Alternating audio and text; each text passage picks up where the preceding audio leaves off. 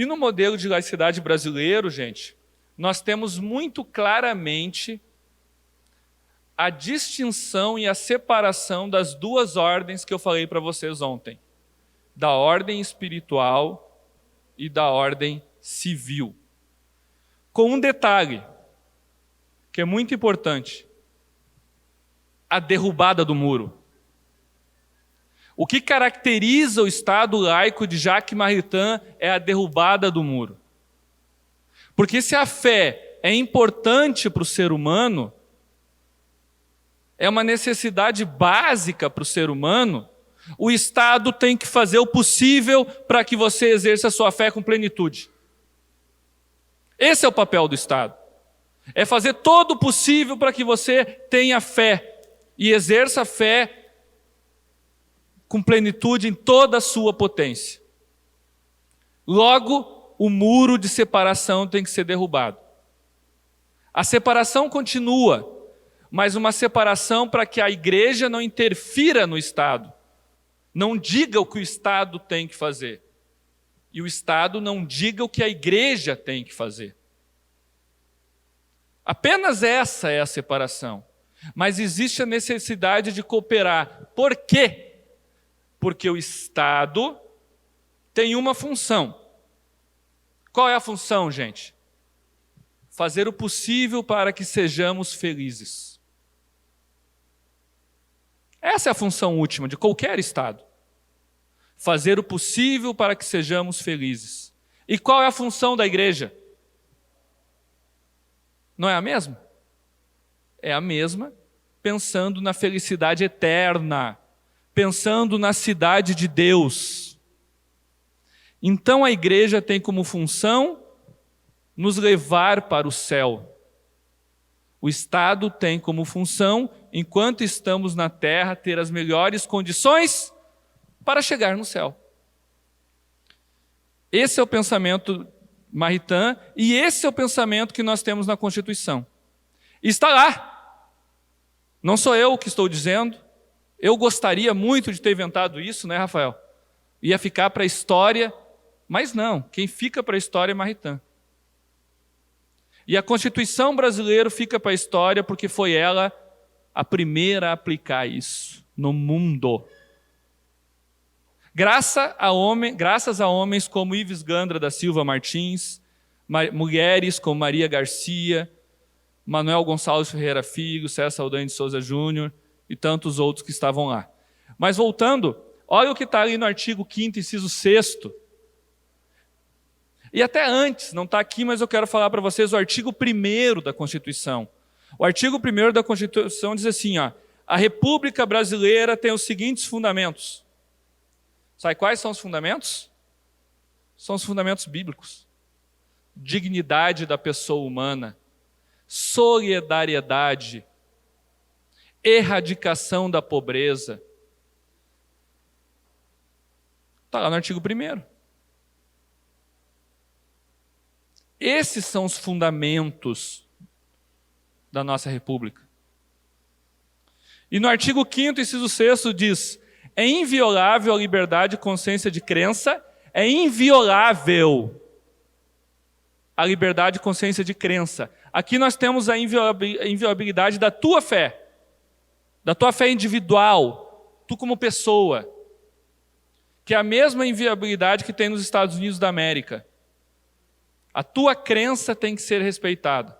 Mas aqui nós temos um avanço ao modelo norte-americano, logo na sequência.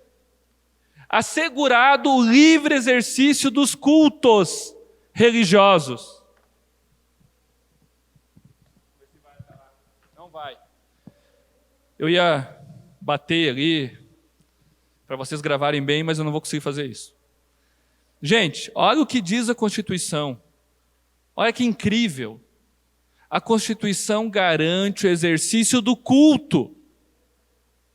Ou seja, a Constituição garante o exercício da fé comunitária. Por que eu estou dizendo isso?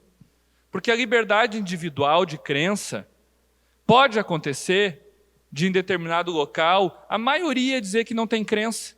Logo aqui não vai ter crença mais.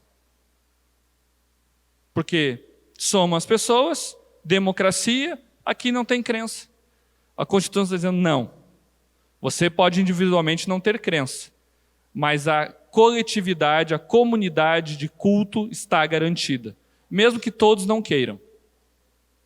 Porque democracia é um regime que tem limites, e o limite está no Estado de Direito e na Constituição.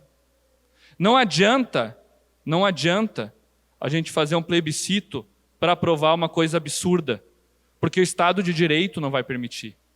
Não adianta a gente fazer um plebiscito para retornar à escravidão, porque o artigo 1º da Constituição, inciso 1º, diz que é fundamento da República a dignidade da pessoa humana. Então não adianta, se a maioria quiser, azar da maioria.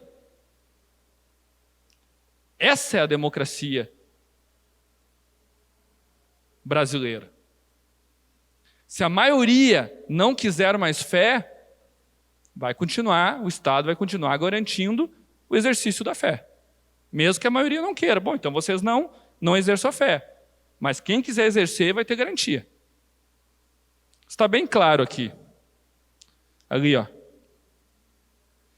Isso aqui depois vai cair lá na imunidade, que eu vou mostrar para vocês amanhã. Inciso 8º. Ninguém será privado de direitos por motivo de crença religiosa ou convicção filosófica ou política.